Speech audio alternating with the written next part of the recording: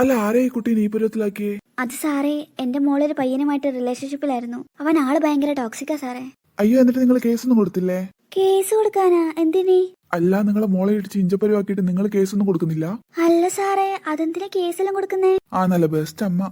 എന്റെ മോളെയും കാനം ആരെങ്കിലും ഇങ്ങനെ ചെയ്തിരുന്നെങ്കിൽ ഞാൻ അവന്റെ പേരിൽ അപ്പോൾ തന്നെ കേസ് കൊടുത്തേനെ. പാവ കുട്ടിയുടെ കോലം നോക്ക്. എന്തിനാ സാറേ കേസെല്ലാം? അവളുടെ നല്ലതിന് വേണ്ടിട്ടല്ലേ ചെയ്തേ? നിങ്ങൾ എന്തൊരമ്മയാന്ന്? കേസ് കൊടുക്കുന്നില്ലെങ്കിൽ കൊടുക്കണ്ട, എന്നാൽ അവനിട്ട് രണ്ടെണ്ണം പൊട്ടിച്ചൂടെ? താൻ ആരോടോ എന്റെ ഭർത്താവിനെ അടിക്കാൻ പറയാൻ? ഭർത്താവിനെ അടിക്കാനോ?